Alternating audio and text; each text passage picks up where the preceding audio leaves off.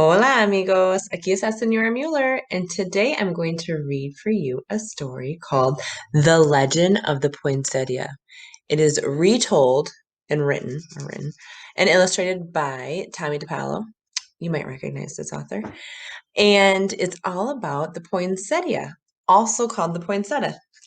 You will see this type of flower. It's a Mexican wildflower. You'll see commonly in decorations this time of the year for Christmas and such. Through the story, I want you have two jobs. First job, I would like you to really look at the ways that the main character is getting ready for and celebrating the Christmas season and think about how it is similar, like the ways that you might be getting ready to celebrate this time of the year, or ways that it's different. So, things that she's doing that are different than what you do to celebrate this time of the year. And as we know, everybody celebrates things in their own way. Some people don't celebrate the same way, some people don't celebrate the same things. So, this is a fun way to learn about the legend of the poinsettia and think about things that are similar and different. Enjoy the story. Oh, your second job. Your second job. Listen in the story for some of the Spanish words that are plunked in there. Think about what their meanings are, and sometimes the words around them are going to give you the clue. So here we go. The Legend of the Poinsettia by Tomie dePaola. As we're reading, I'm going to sneak myself down a little bit. So, looking closely at the pictures too. Lucida. Lucida lived in a small village high up in the mountains of Mexico with her mama, her papa, and her younger brother and sister, Paco and Lupe. Papa worked in the fields with their burro, Pepito. Every evening, Lucida fed Pepito, gave him fresh water, and filled his stall with clean straw.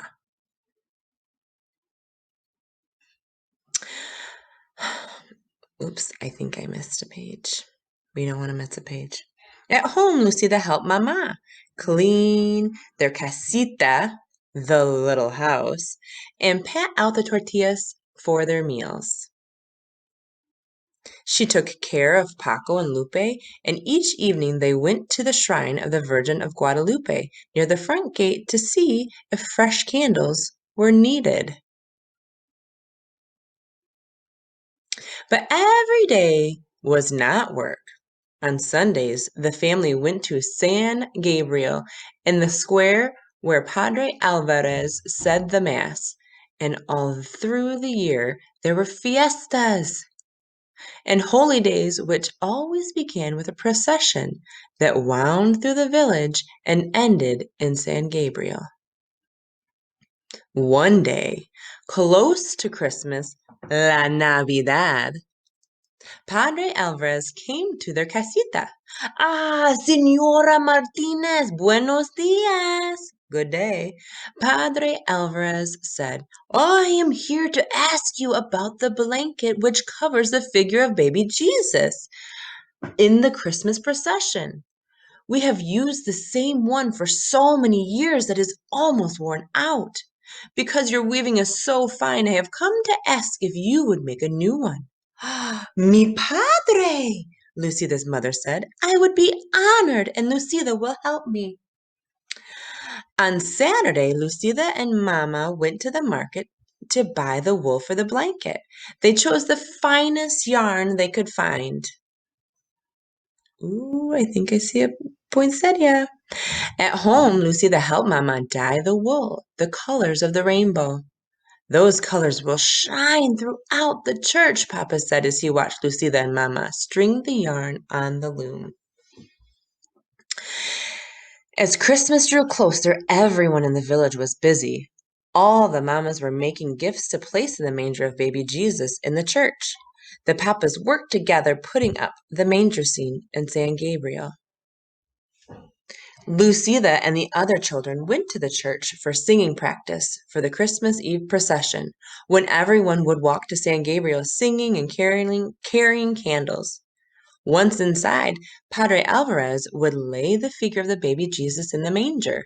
and the villagers would go up and place their gifts around it. Our gift will be the blanket for baby Jesus, Lucida told her friends. I am helping Mama weave it. One afternoon, a few days before Christmas Eve, Lucida and the other children were singing in the church when Senor Gomez came hurrying in. Lucida, you must come home. Your mama is sick, and your papa has taken her down to the town to see the doctor. You must take care of your brother and sister until your papa returns tonight. Lucida was frightened. Mama had never been sick before. When she got home, Paco and Lupe were crying. They were frightened too. Lucida tried to comfort them. She made some food and sat down to wait for Papa. That evening, Papa came in looking tired and worried. He drew Lucida close and said, Lucida, mi niña, your mama is ill. Your aunt, Tia Carmen, will take care of mama until she is well. But I must go back and stay with mama until I can bring her home. But it won't be until after Christmas. Senora Gomez will take care of you and Paco and Lupe while I am gone. She will come for you tomorrow. The next afternoon, Lucida overheard two women talking. Lucida's mama is ill. She won't be able to finish the blanket for the procession. Isn't it a shame? See, the other woman said, we are all so disappointed. Padre Alvarez will have to use the old, worn-out one. When Lucida went home to feed Pepito and get clothes for Paco, Lupe, and herself, she looked at the unfinished blanket on the loom. Perhaps I can finish it, she thought. But when she sat down and tried to weave, the yarn got tangled. The more she tried to untangle it, the worse it got. It was no use. She could never finish it by herself. She took the unfinished blanket to Señora Gomez. Oh, Lucida, it is so tangled. There isn't time for me to fix it, Señora Gomez told her. Tomorrow is Christmas Eve. Lucida started to cry. It was her fault the blanket was ruined. Her family wouldn't have a gift to place in the manger of the baby Jesus. Don't worry, Lucida. We will all go to the procession together. Lucida didn't say anything, but in her heart she felt that she had ruined Christmas. Oh, poor Lucida. Look at how sad she looks. Come, Paco, come, Lupe. It is time to go to the procession, Senora Gomez called on Christmas Eve. Where is Lucida?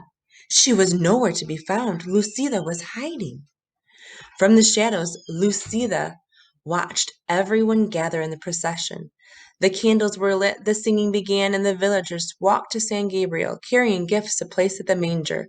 Lucida walked along in darkness and watched the procession go into the church, followed by Padre Alvarez carrying the baby Jesus. Little girl, are you Lucida? An old woman stood in the shadows nearby. See, Lucida answered, wondering who she was. I have a message for you. Your mama is going to be fine. Your new papa will bring her home soon, so you do not have to worry. Go now to the church and celebrate Christmas with the others. Paco and Lupe are waiting for you. I can't, Lucida told her. I don't have a gift for the baby Jesus. Mama and I were finishing a beautiful blanket, but I couldn't finish it. I tried, but I only tangled it all up. Ah, Lucida, any gift is beautiful because it is given, the old woman told her. Whatever you give the baby Jesus will love because it comes from you.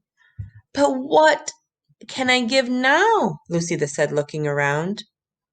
A patch of green weeds grew in a tangle nearby. Lucida rushed over and picked an armful.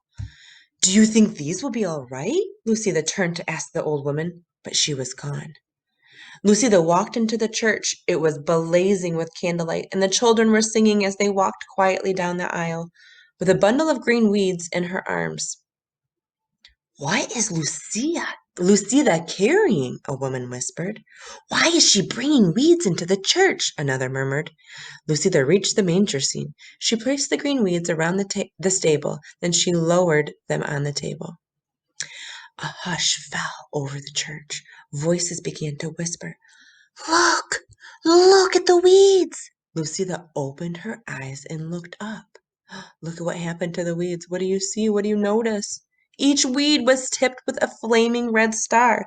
The manger glowed and shimmered as if it were lit by 100 candles.